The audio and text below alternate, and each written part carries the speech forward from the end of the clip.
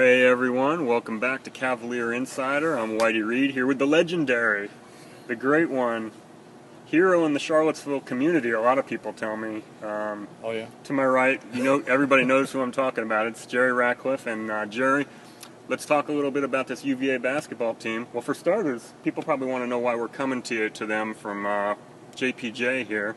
And the answer is it looks a lot cooler than the backdrop at the Daily Progress offices. That white wall behind us, yeah. Exactly. So this is a major program upgrade for all the viewers out there. But let's talk a little bit about this basketball team, Hoots, that the last time we spoke to everyone, they were coming off that tough loss against VCU here at JPJ. The Cavaliers rebound with the win over Davidson in Charlotte and then come here the other night and beat Navy. What have been your impressions in these last two games since that VCU loss? It seems like to me they were just a little more assertive on offense, maybe a little more aggressive.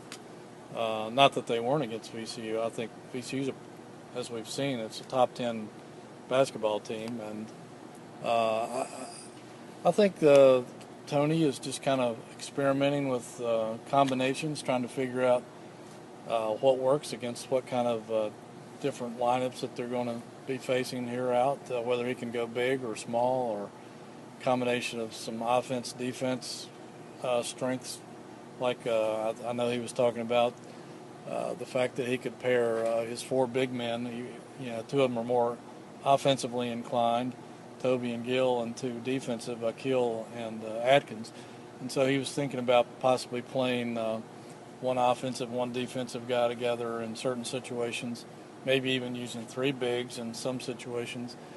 So I think he's just now trying to get a feel against live competition, what works best for him and the team going forward. Which is what you should do, especially against some of these caliber of opponents where, they're going to win by 20 or 30 points. These games coming up next versus Liberty here at John Paul Jones Arena, and then Hampton on Tuesday. They're technically part of that Corpus Christi Challenge that'll be taking place over Thanksgiving week down in Corpus Christi, Texas.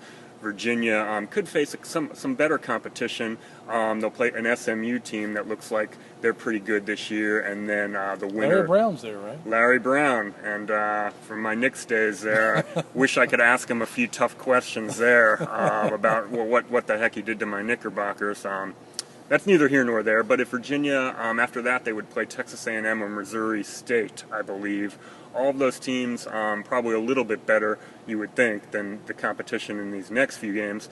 But I liked what you said about the experimenting with the lineups, and that brings us up to the biggest change Tony made was deciding to go with the freshman London Perrantes at point guard and sliding Malcolm Brogdon over to the shooting guard and removing Justin Anderson from that starting unit. So far, to me, Hoots, the results have looked pretty good. Perrantes really does have a calm feel and demeanor out on the court. He doesn't look like he gets too rattled. More of a natural point guard than Malcolm was. His shooting, I believe he's 1 of 15 in his first 4 college games here. He hasn't really gotten that down yet, but overall I think it was probably the right move. What was sort of your take on that decision?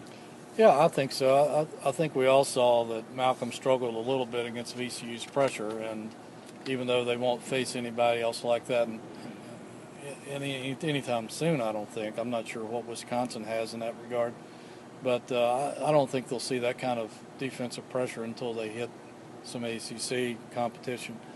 But in terms of pressure, but I think we saw that he struggled a little bit in that game, ball handling, and perhaps his strength is his shooting from the perimeter and driving.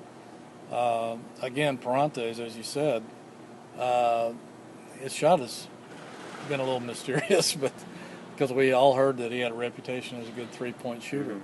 But I think it works. It seems to have worked so far.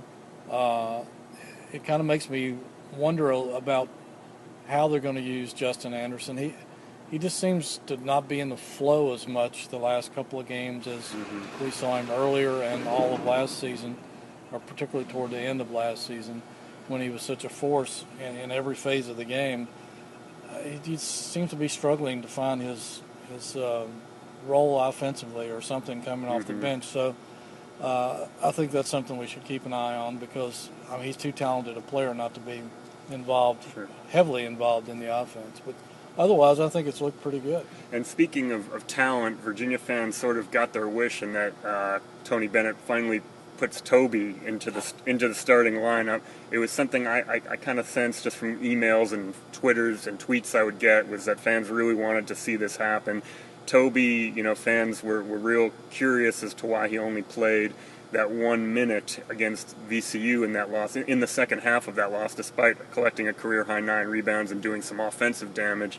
After the Davidson game, it was kind of interesting that Bennett kind of admitted that if he had it to do all over again, he probably would have found a way to play Toby more than 1 minute in the second half of that loss to the Rams against Navy, and now he's in the starting lineup, and I think we'll probably be seeing him there for a while. I know defense is the reason that maybe he hasn't played as much as some fans would have liked to have seen him play, but he's just such a presence on the offense, and he's so versatile with the things he can do that I think you got to have him in the lineup.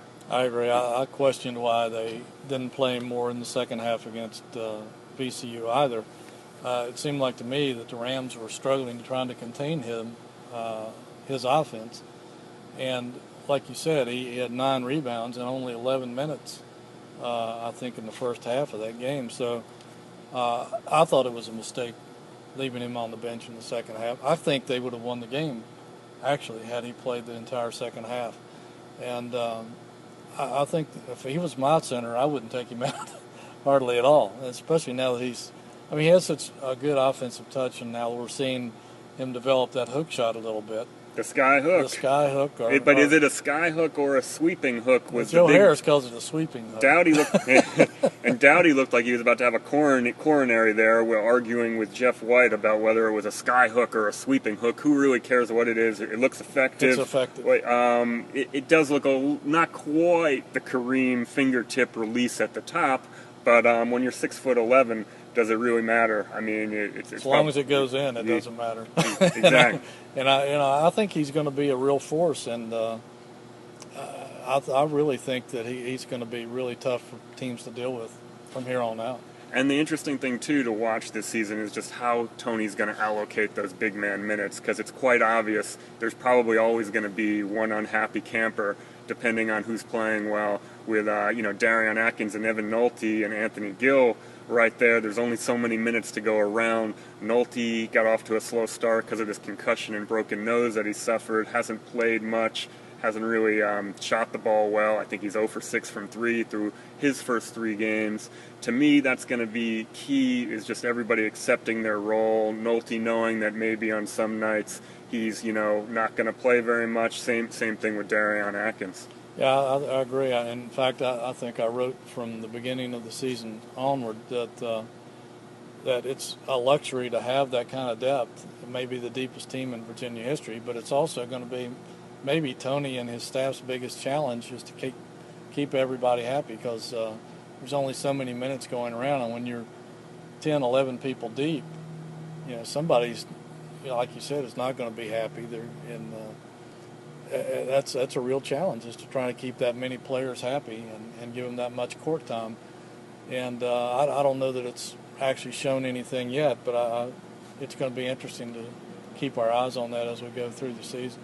Well, I was hoping we could talk long enough and maybe they would start practicing behind us, get some secret practice footage, or maybe not so secret by the time we post this on YouTube. Looks like the lights are coming on. Oh, they're bringing out some contraptions of sorts.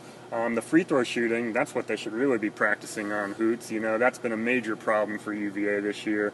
I think they're shooting 50-something%, 4 of 11 against Navy the other night. That's something that honestly has got to change when they get in these closer games. You're not going to be able to get away with that. And also the subpar three-point shooting, that's been down too. Well, the three-point shooting I kind of expected, because they lost some of their three-point shooters last year, and Harris can't do it alone. Brogdon's got a pretty nice touch, and we haven't seen Nolte do much yet, or Perrantes, and Anderson can hit some every now and then. But I'm not as surprised about the three-point shooting as I am the free throw shooting. I'm shocked by that, actually, because there's no excuse for being a bad free throw shooting team, particularly when you have guys who are good shooters. I once saw you make a blindfolded shot in Blacksburg. No, your eyes were closed. It wasn't a blindfold. That's right. Your eyes were closed. Hootie and I were in the practice gym in Blacksburg before Virginia Tech a couple seasons ago, and you just closed your eyes and you Michael Jordaned it, and it went in. I mean, there's no. I've always been a good free throw shooter, but there's no excuse for being a bad free throw shooter, particularly on this level of basketball. Mm-hmm. It's just form and habit and discipline, and there's no reason not to be.